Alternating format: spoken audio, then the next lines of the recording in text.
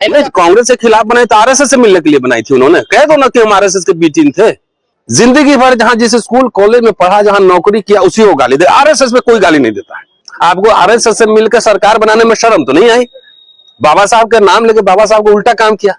एक व्यक्ति के महत्वाकांक्षा को पूरा करने के लिए उत्तर प्रदेश में, उत्तर प्रदेश देश नहीं है, एक व्यक्ति के महत्वाकांक्षा को पूरा करने के लिए आप आरएसएस से मिल गए। लेकिन जब आरएसएस बीजेपी ने पूरा हिंदू राष्ट्र के नाम पर हमला कर दिया, संविधान पर और भारतीय गणराज्य पे, तो उस समय आप तीसरी पार्टी बनाएंगे या तो सीधा बोलो कि हम बीजेपी के बी टीम है। तो कांशीराम साहब ने गलत किया था उस टाइम। नहीं तो आरएसएस से मिलना क्या सही कैसे हो सकता है? जवाहरलाल नेहरू भी मनुवादी है, इंदिरा गांधी भी मनुवादी है, जगजीवन राम चमचा है, तो सबसे बढ़िया आप ही थे कि जाके आरएसएस से मिल गए। आखिर आपने सीएम बनाने के लिए बीजेपी से 3 बार समर्थन लिया कि नहीं लिया? हाँ ना बोलो। हम तो नहीं लिए बीजेपी से कुछ भी, हम तो मुकदमा लड़ रहे हैं भाई। साहब तो गलत किया था। तो गलत था वो, उसका खामियाजा पूरा देश का दलित समाज भुगत रहा है अभी। मैंने तो सिर्फ ये सवाल उठाया था कि चमचा युग किताब में हिंदू महासभा, आरएसएस, जनसंघ जो है, एक शब्द भी नहीं है। क्यों नहीं है? भारत में एक समुदाय है। जय भीम, जय भीम। उसका एक पार्टी भी है, अब तो जाति की पार्टी बन के रह गई ना। बसपा के बारे में कह रहा हूँ सीधा। ये आर्गुमेंटेटिव कम्युनिटी था ना, संत रविदास हो चाहे बाबा साहब हो, आर्गुमेंट तर्क करते थे ना। आप जितने आपने कमेंट पढ़े उसमें तर्क है, कोई बहस है? नहीं, तर्क है। राहुल गांधी ने ठीक कहा। नहीं, एक मिनट, तर्क है कि गाली है? लॉजिक है? तर्क भी है, लॉजिक भी, गाली। अच्छा, अब आ रहा हूँ, ठीक है। तो क्या कहा हमने उस दिन जिसपे इतना कंट्रोवर्सी मचा हुआ है कि राहुल गांधी का एक भाषण लखनऊ में कि अगर जवाहरलाल नेहरू के समय अगर होते तो मुख्यमंत्री होते, तो मैंने क्या कहा? मैं तो एनालिसिस करूंगा ना, मैं लॉजिक दूंगा, तर्क दूंगा कि भाई 45 साल बड़े थे उम्र में नेहरू से, और अगर 60 के दशक में आखिर जहां नौकरी कर रहे थे डीआरडीओ में, वो भी तो नेहरू का ही बनाया हुआ था ना, है? जहां कॉलेज में रोपर में पढ़े वो भी तो सरकार का ही था ना। तो उसी सिस्टम में पले बढ़े, नौकरी किए। तो अगर 30 साल की उम्र में मुख्यमंत्री बन जाते तो ये तो शानदार उपलब्धि होती ना, शानदार उपलब्धि होती। तो 30 साल में सीएम बनते तो फिर 90 के दशक में पीएम भी बन जाते। यही तो मैंने कहा, ये तो लॉजिक है ना, उसका लॉजिक है। लोग ये कह रहे हैं पंडित नेहरू अगर बाबू जगजीवन राम को नहीं बना पाए तो कांशीराम को कैसे बना? प्रधानमंत्री तो एक ही पोस्ट है। बाबू जगजीवन राम नेहरू से सीनियर थे। बाबू जगजीवन राम, बाबूजी का तो उपाधि मिला ना, इंदिरा जी बाबूजी कहती थी, और तमाम इंपॉर्टेंट पोर्टफोलियो उनके पास थे। लाखों लाख नौकरियां, गालीबाज से पूछो उसका बाप कहाँ नौकरी करता था और दादा को नौकरी कैसे मिली, तो उससे पूछो ना जाके। सीएम बनाने की बात नहीं, आ रहा हूँ। वो लोकल पॉलिटिक्स में थे ही नहीं जगजीवन राम, वो तो सेंट्रल पॉलिटिक्स में थे। और तमाम रेलवे से लेकर, एग्रीकल्चर से लेकर, डिफेंस से लेकर, तमाम उनको इंपॉर्टेंट मिनिस्ट्री सब में लाखों लाख नौकरियां दलितों को दे दी उन्होंने। उस आदमी को भी चमचा कर तुम लोग एहसान फरामोश हो यार। कहना है कि मान्यवर साहब ने जो पार्टी बनाई वो कांग्रेस के खिलाफ ही तो बनाई। नहीं, कांग्रेस के खिलाफ बनाई तो आरएसएस से मिलने के लिए बनाई थी उन्होंने। कह दो ना कि हम आरएसएस के बी टीम थे। भाई आप जगजीवन राम को पीएम की बात करो, इतिहास कोई पढ़ता है किताब? 1980 में इंदिरा गांधी ने खुला ऑफर भेजा था कि पार्टी में वापस आ जाइए, हम आपको पीएम बनाएंगे। खुला ऑफर था, नहीं गए वो। आप जनता पार्टी से क्यों नहीं पूछोगे पीएम क्यों नहीं बनाए? जनता पार्टी का चुनाव जो लड़ा गया वो तो बाबू जगजीवन राम के चेहरे पे लड़ा गया है। तो क्यों नहीं पूछते हो जनता पार्टी से? आरएसएस से क्यों नहीं पूछते हो? आरएसएस वाली सरकार थी वो ना, मिला जुला के। तो अडवाणी से, अटल बिहारी वाजपेयी से क्यों नहीं पूछे? वहां भी कहा जाता है चौधरी चरण सिंह ने नहीं बनने दिया, तो उनसे पूछो ना। उनसे तो पूछते नहीं, वो तो प्रधानमंत्री के कैंडिडेट थे ना। कांग्रेस पार्टी की तरफ से कभी प्रधानमंत्री के कैंडिडेट नहीं थे, लेकिन कैंडिडेट इनको बना के, उससे नहीं पूछेगा। जिंदगी भर जहां जिस स्कूल कॉलेज में पढ़ा, जहां नौकरी किया, उसी को गाली दे। आरएसएस में कोई गाली नहीं देता है, बीजेपी में कोई कमेंट। इसलिए ये सबको हर कमेंट का जो ना 10 रुपया 20 रुपया मिलता है। कह रहे हैं प्रोफेसर रतनलाल सारी कमियों पर मिट्टी डालते हैं कांग्रेस की, कोई बात, सारी बातों को ठीक करते हैं, बेकार है। नहीं, पूछो तो 1950 के पहले उनके बाबूजी का इंडस्ट्री लगा था, यूनिवर्सिटी खोले थे, कॉलेज खोले थे, फैक्ट्री लगा था। कि जो भी दलित मिडिल क्लास का फॉर्मेशन हुआ, चाहे अर्बन क्लास का, ऑल कास्ट में कह रहा हूं, तो वो तो अफर्मेटिव एक्शन से न हुआ दलितों का।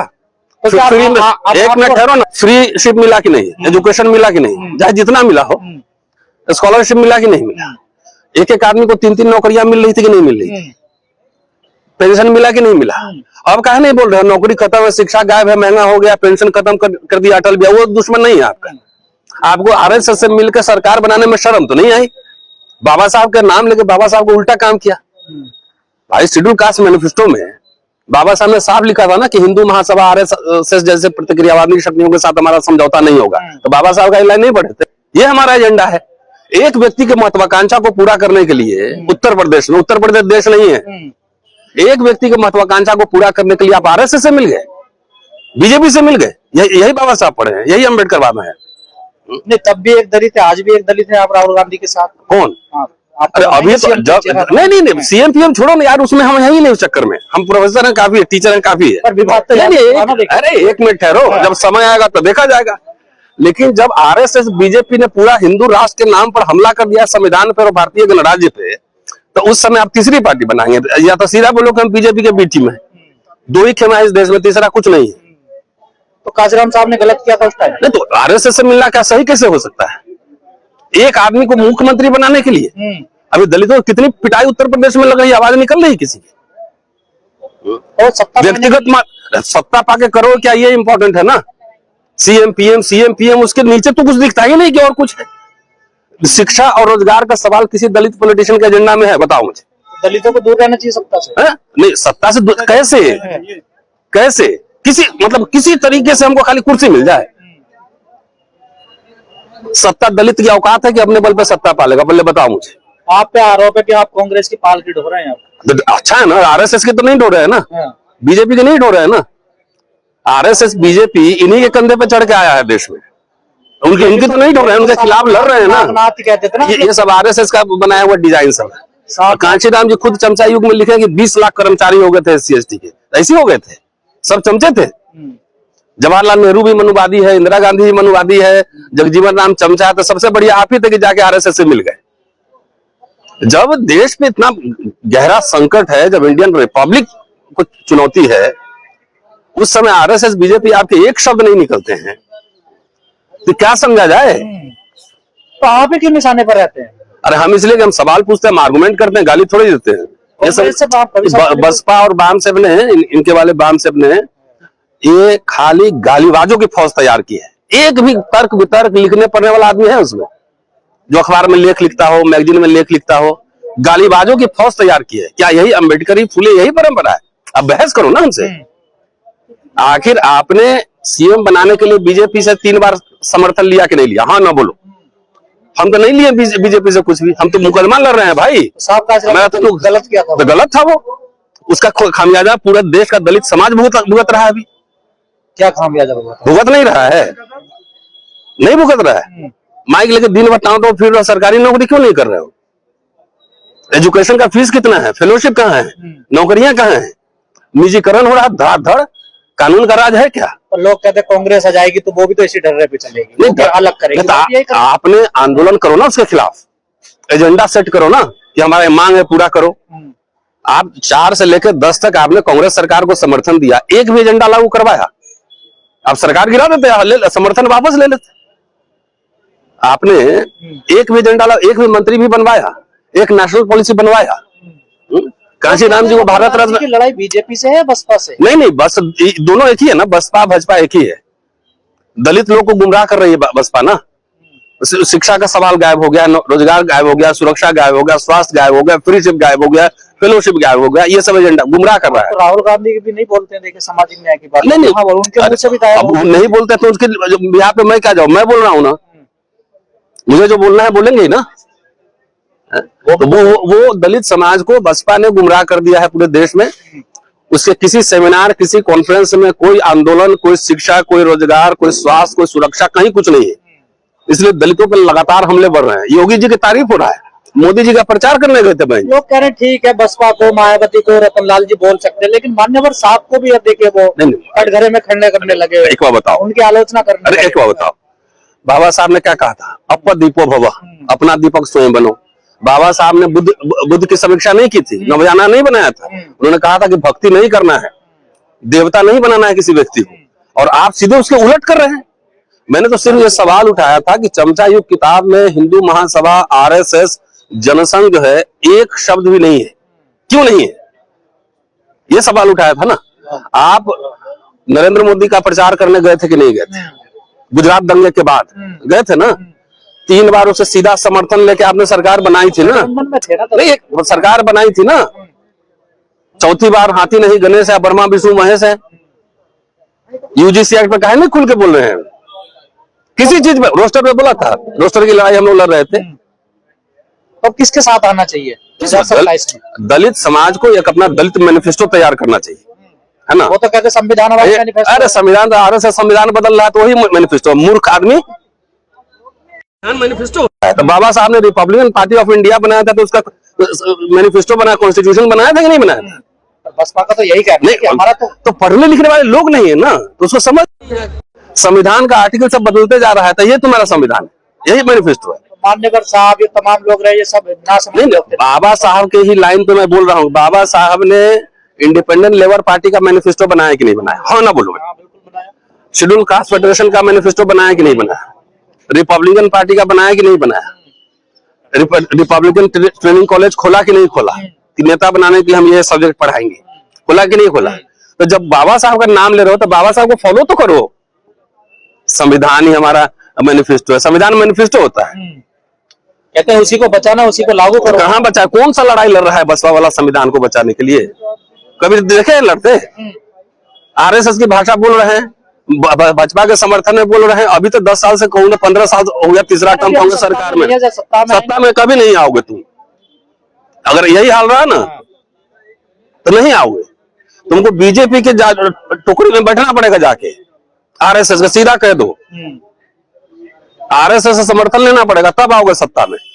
ऐसे नहीं आओगे भाई। सेकुलर इंडिया, कॉम्युनल इंडिया में चुनना है तो कौन चुनेगा?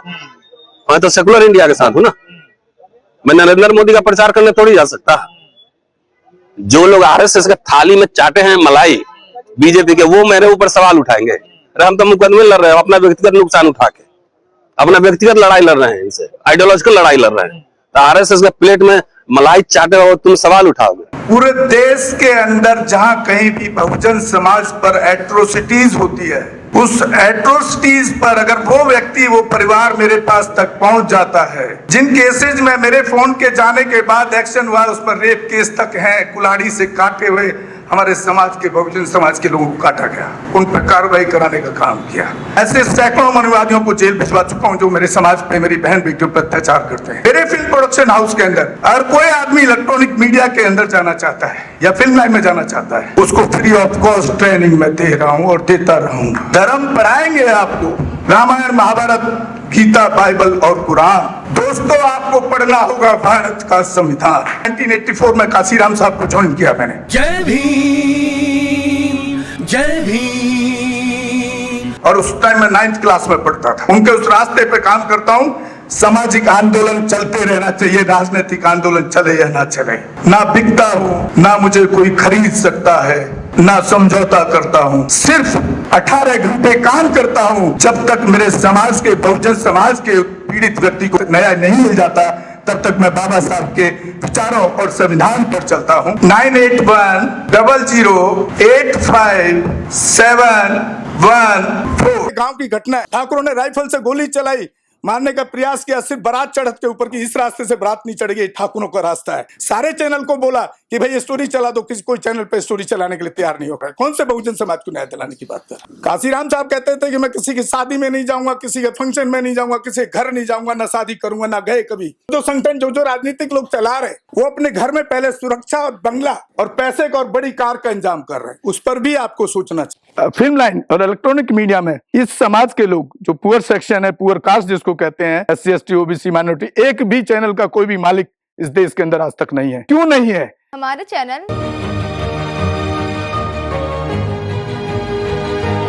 लाइक, शेयर, सब्सक्राइब देखना मत भूलिएगा। इसी के साथ आप लोगों से विदा लेता हूँ। जय भीम, जय भारत, जय संविधान, नमो बुद्धाय।